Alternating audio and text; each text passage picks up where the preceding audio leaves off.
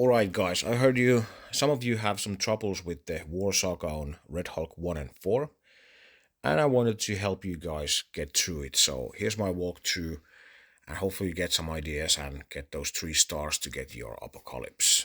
So yeah, definitely the hardest note I think on this sort of a saga, and there's a few key characters in here like uh, Spider Weaver, definitely the first one. Gambit, definitely super annoying. Rogue and Jubilee can be really difficult to deal with, especially if they get those buffs from Beast. So, few characters there. There are a few key abilities to watch out for, like Jessica Jones Special, Dazzler Flip, and Beast Ultimate. So, those are like sort of like individual abilities that you might want to look out for. And few characters that I wouldn't worry about are like Iceman, 2099, Iron Fist, Kitty Pryde. Those are the characters that I wouldn't worry about because they don't do much, and all of the debuffs that they do will be actually thrown back at them at some point by She Hulk. So, yeah, let's go at it, and we're gonna skip all of these. And here's how I put my team. Um, and yes, I have Red Hulk in the middle because the PvE content seems to be favoring the middle character way more than any other. So having a Red Hulk in the middle makes sure that you get the charges on him and you get to do the ultimate more often.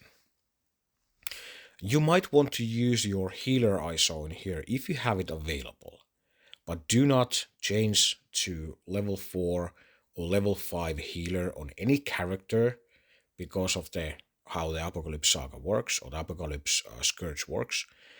So yeah, if you have healers, you might want to use them here, but do not change your ISO just for this. Healer on Green Hulk or even maybe Red Hulk might be super beneficial for you and helping you survive this node. At the first wave, we'll be getting that Spider-Weaver 2099 Ultimate. Nothing we can do about that, and same goes for the Spider-Weaver Ultimate. At this point, we're just doing our basics to make sure that we save those key abilities for when Spider-Weaver doesn't have any charges left. And at this point, we are hitting Bishop because Bishop has Taunt. We don't have any other options at this point. But later on, when you're out of that Taunt, you can hit other characters. And do not hit Spider-Weaver or 2099 when you're behind charges because she will be taking turn meter because of those hits. But yeah, we are getting few hits here with the retaliation attacks from Bishop. And remember, you can use that Bishop retaliation to build up your charges on She-Hulk. So at some points, if you're confident with your health meters, you can actually use that to your benefit to make sure that those um, uh, debuffs are thrown back at them at a faster pace when you're hitting Bishop and making sure that they retaliate you. But most of the time, you shouldn't be doing that.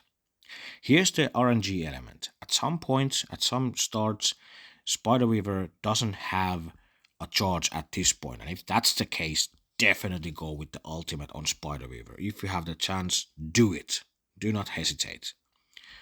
But not that doesn't happen every time. So you might want to restart a few times to make sure that that happens, just to make sure that you have all of the possibilities to get through this. We're going to go with the ultimate over here. We're going to be getting some immunities, and mostly we're doing some percentage based damage on Spider-Weaver, and we're doing a lot of damage and getting those immunities. So that's pretty good. All right. Now we have She-Hulk stun ready, and you have few really tempting characters here. Gambit would be pretty nice because Gambit is low on speed meter, and if you're really struggling with the damage that he does, you might want to do that.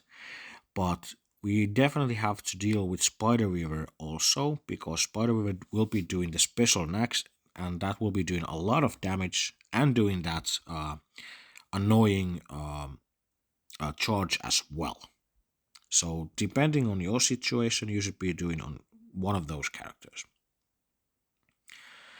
Remember that you might want to save that Hulk ultimate to a point where you are stuck behind uh, Gambit's stealth, like here, because using those abilities that give you that adjacent damage is really beneficial to hit when you cannot hit them directly. Now we have immunity on Gambit, but if he didn't have the immunity, we definitely want to stun him at this point. But since we can't do that, we have to do it on other characters. Other characters to worry about at this point would be definitely Beast and Dazzler. Dazzler because of the flip, because we are throwing stuff at them, all of the debuffs are going at them, and if they flip those into buffs, we're going to be in trouble. Other thing is the Beast ultimate, giving some buffs to them, so that's definitely something. And yeah, definitely remember that your Red Hulk basic is actually flipping their buffs, so you want to use that to your advantage to make sure that they have defense down instead of defense up, or offense down instead of offense up. Bishop can do a lot of damage, but I think the Beast is more of a valuable character to kill at this point. And at this point, I'm just going to go over there to get rid of those stealths and doing some damage with the special and defense down and everything. Just going to turn me to rewind these guys and kill that Spider-Man 2099. I'm just going to keep at hitting that Rogue because she's definitely a valuable character. And I went for, I think, Jubilee at this point, but I probably should have been going for Beast instead. But it's a close call. Depending on your situation, you might want to go for either of those characters. But this is the reason why Beast is a valuable character, because you might get in a point where an offense up, a speed up, Jubilee will be hitting you with the ultimate or special, and you don't want that to happen.